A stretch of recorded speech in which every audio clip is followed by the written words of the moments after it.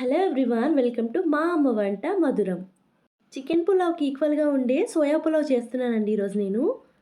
అదేనండి, మీల్ మేకర్తో పులావ్ అనమాట.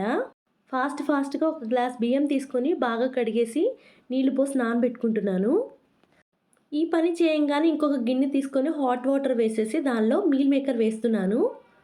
ఉప్పు కూడా వేసుకొని మీల్ మేకర్ మునిగే వరకు నీళ్లు పోసుకొని పక్కన పెట్టేసుకోవాలి.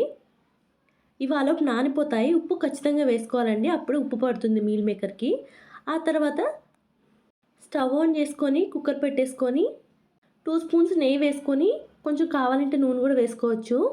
నేను వేయట్లేదు. ఆ తర్వాత షాజీరా వేసేసుకొని ఒక బిర్యానీ ఆకు, ఒక చెక్క, లవంగాలు 2, 4 మిరియాలు, ఒక యాలక వేసేస్తున్నాను.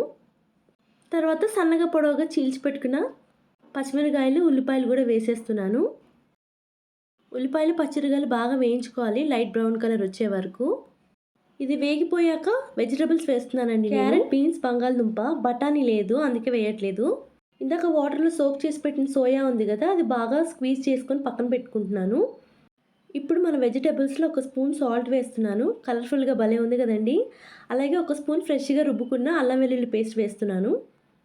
మీకు నచ్చిన కూరగాయలు వేసుకోవచ్చండి ఇందులో. ఆ తర్వాత స్క్వీజ్ చేసి పెట్టుకున్న మీల్ మేకర్ కూడా కుక్కర్లో వేసేసుకొని బాగా కలిపేసుకుంటున్నాను. ఇది కొంచెం డ్రైగా ఫ్రై అవుతున్నట్టు వేయించుకుంటున్నాను. కొంచెం పసుపు వేశాను. ఇప్పుడు సన్నగా తరిగి పెట్టుకున్న కొత్తిమీర, పుదీనా గుప్పెడు వేస్తున్నానండి. లైట్గా బిర్యానీ మసాలా పౌడర్ కూడా చల్లాను. తర్వాత బియ్యం వడిల్చుకొని బియ్యం కూడా వేసేసుకొని బాగా కలిపేసుకుంటున్నాను. మీకు తెలిసిందే కదా, నేను ఎప్పుడు హాట్ వాటర్ రెడీగా పెట్టుకుంటాను ఇలాంటి 1 పాట్ రెసిపీస్ చేసినప్పుడు. సో 1కి 2 గ్లాస్ చొప్పున నేను ఆల్రెడీ బాయిల్ చేసి పెట్టాను.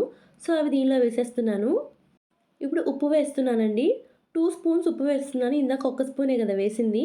సో నీళ్ళకి బియ్యానికి కలిపి నాకు 2 స్పూన్స్ సరిపోతాయి అనిపించింది. మీ టేస్ట్కి తగ్గట్టు మీరు వేసుకోవచ్చు. ఇప్పుడు ఒకసారి బాగా కలిపేసేసి ఇంకొక 2 స్పూన్స్ నెయ్యి వేస్తున్నాను. ఇప్పుడు హై ఫ్లేమ్ మీద 2 విజిల్స్ వస్తే సరిపోతుంది, బియ్యం నానాయి కాబట్టి. చూసారా ఎంత బాగా వచ్చిందో. ఈ మీల్ మేకర్ తోటి ఏ రెసిపీ చేసినా కానీ మా పాపకు భలే ఇష్టం. మరీ చిన్నప్పుడైతే ఇదే చికెన్ అనుకొని తినేది పాపం, పిచ్చి బుడంకాయి. నేను కూడా చికెన్ అని చెప్పి మోసం చేసేదాన్ని. సో ఇదండి, వేడిగా రైతాతో సర్వ్ చేసుకోవడమే. నచ్చితే కమెంట్ చేసి సబ్స్క్రైబ్ చేసుకోండి. Thank you for watching. Bye.